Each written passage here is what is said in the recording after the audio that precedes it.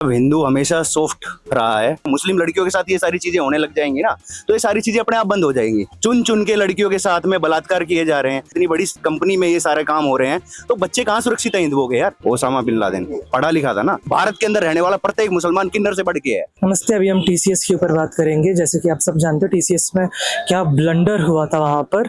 TCS Tata consulting services. चलिए अभी जनता से बात करते हैं टीसीएस के बारे में। सर, टीसीएस में जो ये दुर्घटना घटी थी हमारी हिंदू महिलाएं के साथ, सर हमेशा ये हिंदू ही क्यों टारगेट होते हैं सर? क्योंकि भाई साहब हिंदू हमेशा सॉफ्ट रहा है, ठीक है। अगर हम भी उनकी मानसिकता के आधार पे अगर हम चलने लग जाए ना, हम भी अगर हमारे किसी देवी देवता या किसी धर्म ग्रंथ के ऊपर या किसी भी चीज के ऊपर अगर कोई भी टिप्पणी या कुछ भी हो जाता है, अगर हम भी गर्दनें उड़ाने लग जाए इन मुल्लों की, इनको मारने लग जाएं या इनके साथ में जघन्य अपराध जैसे हमारी बच्चियों के साथ में कर रहे हैं, हिंदू लड़कियों के साथ में कर रहे हैं, मुस्लिम लड़कियों के साथ ये सारी चीजें होने लग जाएंगी ना, तो ये सारी चीजें अपने आप बंद हो जाएंगी।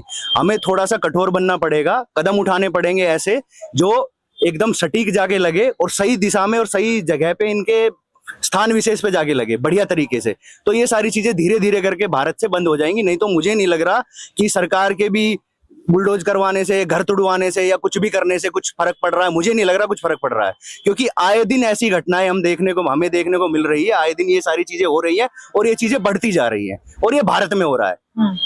सर लेकिन आपको नहीं लगता कि हम लोग एक ही कम्युनिटी को पूरा टारगेट कर रहे हैं अभी? भाई साहब टारगेट कैसे कर रहे हैं? टारगेट तो ये लोग हमें कर रहे हैं, ये हिंदुओं को टारगेट कर रहे हैं और इसी टारगेट के हिसाब से चुन चुन के लड़कियों के साथ में बलात्कार किए जा रहे हैं। आप एक बात बताओ, टीसीएस एक इतना बड़ा नाम है, इतनी बड़ी कंपनी है। टीसीएस कंपनी में जो उच्च स्तर के जितने बंदे हैं मुसलमान रहते हैं, लड़कियों को भर्ती करते हैं, हिंदुओं की को उनको कन्वर्ट करने की कोशिश करते हैं, उनको मांस खिलाते हैं, गौ मांस खिलाया जाता है उनको, और उसके बाद में उन लड़कियों के साथ बलात्कार किया जाता है। यार ये टीसीएस जैसी कंपनी में हो रहा है। आप सोचो छोटी मोटी कंपनी में अगर होता तो हम मानते भी कि भाई छोटी मोटा सिस्टम चल रहा है, हो रहा है। यार टाटा कंसल्टेंसी सर्विस जैसी कंपनी में, इतनी बड़ी कंपनी में ये सारे काम हो रहे हैं, तो बच्चे कहाँ सुरक्षित है हिंदुओं के यार। जी सर, तो आपको ये नहीं लगता कि मतलब पुलिस को अभी थोड़ा और स्ट्रांग और स्ट्रिक्ट हो जाना चाहिए? लॉज भी जो है वो से और स्ट्रिक्टर हो जाना चाहिए? भाई साहब पुलिसिंग का ऐसा सिस्टम है कि मेरे पिताजी खुद पुलिस में थे। मेरे बाबूजी बोला करते थे कि है ना बेटा, अगर पुलिस ढंग से काम कर ले, पुलिस अगर ढंग से काम कर ले तो एक पिन जितनी भी चोरी नहीं हो सकती। वो तो पिन की चोरी की बात कर रहे थे। यहाँ तो बच्चियों के साथ बलात्कार हो रहा है, गैंग रेप हो रहे हैं, लड़कियों को मारा जा रहा है, सर तन से जुदा के नारे लगते हैं, गर्दनें काट दी जाती है, तब भी लोग बाग आजादी से घूम रहे हैं। भाई देश में कानून और संविधान से तो हम लोग ही चल रहे हैं, ये लोग तो चल नहीं रहे हैं। ये तो अपने शरीयत चाहते हैं और शरीयत के हिसाब से आप जानते हो क्या कानून है और किस चीज को ये फॉलो करना चाह रहे हैं भारत में। ये एक तरीके से वही बोलते हैं ना कि गजवाए हिंद 2047 में भारत को इस्लामिक राष्ट्र बना देंगे और ये कर देंगे, वो कर देंगे, या भारत में सरेआम बम ब्लास्ट कर देंगे। ये इनके पास से डॉक्यूमेंट भी बरामद हुए हैं, सरकार ने ही खुद डॉक्यूमेंट बरामद किए हैं, सारी चीजें हुई है और सब कुछ हुआ होने के बावजूद भी हमारे जैसे लोगों को जागरूक करना पड़ रहा है। भाई अगर सरकार और पुलिसिंग ही सही हो जाएगी तो ये सारी चीजें होंगी ही नहीं, बंद हो जाएंगी धीरे धीरे करके। सर, पहले लोग मानते थे कि मतलब अगर ये वाला जो सेक्ट है, ये वाला जो रिलीजन है, अगर इनको आगे बढ़ा दिया, मतलब थोड़ा पढ़ाई लिखाई करवा दिया, तो इनका मानसिक जो है थोड़ा बदल सकता है। लेकिन सर वो बदल भी नहीं रहा है, तो इसके ऊपर कुछ कहना चाहते हो आप? भाई साहब इनका जो सबसे बड़ा आतंकवादी था वो तो पढ़ा लिखा था ना, ओसामा बिन लादेन पढ़ा लिखा था ना, इंजीनियर था बहुत बड़ा, ठीक है।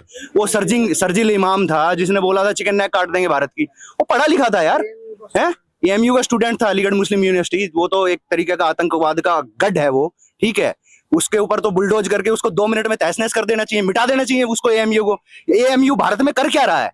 और वहां पे ये बोलते हैं ना कि भाई क्या बोलते हैं कि दलितों को आरक्षण मिलना चाहिए। वहां क्यों नहीं देते दलितों को आरक्षण? भाई एएमयू के अंदर तो 1% आरक्षण नहीं है। तो इनको तो भाई उड़ा दो, बुलडोज कर दो इन सारी चीजों को। भारत के अंदर जो इस्लामिक मानसिकता का व्यक्ति मिले या इस्लामिक मानसिकता अपने दिमाग में रखता भी हो ना, उसके चेहरे पे सीधे के सीधे या तो गोली मार दो या भाई उसको जला के राख कर दो, सीधी सी बात है। बस यही कहानी है, इसी तरीके से हम इनको खत्म कर सकते हैं। तो सर लेकिन जब हम लोग दूसरे देश भी देखते हैं, जैसे यूएई हो गया, ओमान हो गया, यहाँ पर ये सब ऐसे अरब कंट्री है, ये भी ऐसे मुसलमान देश है जहाँ पर ये लोग मंदिर को भी रखने के लिए स्थान दे देते हैं। अभी स्वामीनारायण का मंदिर बना है, श्रीनाथ जी और शिव जी का मंदिर भी है दुबई में, अबू धाबी में भी।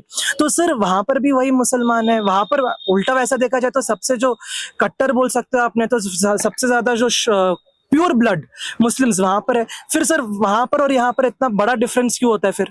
भाई ये बोलते हैं कि नया नया मुल्ला है ना ज्यादा प्याज खाता है, और एक है ना कहावत भी है कि एक होती है महिला मैं सॉरी गलत शब्द का इस्तेमाल नहीं करना चाहता, बाकी किन्नर होते हैं, ठीक है। एक महिला जितनी मटक के चल रही है उससे डबल मटक के किन्नर चलता है। मेरी नजर में भारत के अंदर रहने वाला प्रत्येक मुसलमान किन्नर से बढ़ के है, वो किन्नर जैसे ही है मेरी नजर में। वो कन्वर्टेड है, ठीक है, कन्वर्ट होने के बाद उनके अंदर इतनी कट्टरता आई है। जितने भी मुसलमानों का आप जिक्र कर रहे हो, ओमान के, यूएई के, कतर के, वो प्रोग्रेसिव मुसलमान हो चुके हैं। उनको अपने देश के अंदर डेवलपमेंट चाहिए, उनको अपने देश को पाकिस्तान जैसा बर्बाद नहीं बनवाना है। और ये तो चाह रहे हैं भारत को बर्बाद करना 2047 में इस्लामिक राष्ट्र बना के। तो भाई उनकी सोच अलग है और जो ये कन्वर्ट हुए हैं इनकी सोच अलग है। ये एकदम जाहिल टाइप के, जिहादी टाइप के व्यक्ति हैं यार। इनको और उनको मैच नहीं कर सकते हम लोग। वहां मंदिर भी बन रहा है, ये तो राम मंदिर जो फैसला हमारे सुप्रीम कोर्ट ने सुनाया ये उसको ही नहीं मानते हैं। ओवैसी जैसा 2 मिनट में बोल देता है कि मैं ये करके दिखा दूंगा। वो हुमायूं कबीर बना रहा था जाके वहां बंगाल के अंदर, बाबरी मस्जिद दोबारा से बना रहा था। भाई अपने बाप दादाओं के नाम पे बना लो मस्जिदें अगर बनानी है तो। बाबर तो आतंकवादी था और तुम उसकी मस्जिद बना के तुम अपने आप को क्यों आतंकवादी कहलवाना चाहते हो? हम कट्टर नहीं है भाई साहब। अगर हमें आप छेड़ोगे तो हम आपको छोड़ेंगे नहीं, ठीक है। सीधी रणनीति है कि जैसे को तैसे का जवाब देना बहुत ज्यादा जरूरी है। और आज हिंदू सजग हो रहा है, जाग रहा है। और मैं तो अपने सारे हिंदू भाइयों से यही बात कहना चाहूंगा, एकता में शक्ति है। जुड़े रहोगे, एक रहोगे तो इन कटमुल्लों से बचे रहोगे, नहीं तो भाई काटे जाओगे एक एक करके। सर अभी लेंसकार्ट का भी मुद्दा आगे आया है कि वहां पर जो पीयूष बंसल जो ओनर है लेंसकार्ट के, उन्होंने बोला कि तिलक, बिंदी या कलावा पहन के वो वहां पर स्टोर में काम नहीं कर सकते, जिसमें कस्टमर रिलेशनशिप या पब्लिक रिलेशन में आपका काम आएगा।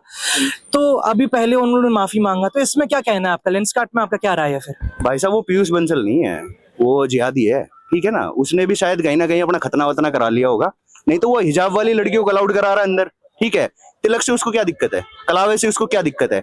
उसके स्टोर में जितने व्यक्ति काम करने वाले ना तो वो कलावा पहन सकते हैं ना तिलक लगा सकते हैं, लेकिन एक मुस्लिम महिला हिजाब जरूर पहन सकती है। एक मुल्ला आगे शुक्रवार को मस्जिद पे नमाज पढ़ने जरूर जा सकता है। हनुमान जी की मंगलवार को हनुमान जी का ना तो हनुमान चालीसा का पाठ हो सकता है वहां पे, ना कुछ और हो सकता है। लेंसकार्ट के भाई जितने भी शोरूम है, जितने भी कुछ है, जहां भारत के अंदर इनका काम धंधा जो भी चल रहा है, बाइकआउट करो, खत्म कर दो। जो व्यक्ति सनातन का विरोध करे उसको खत्म कर दो, जड़ से मिटा दो उसको।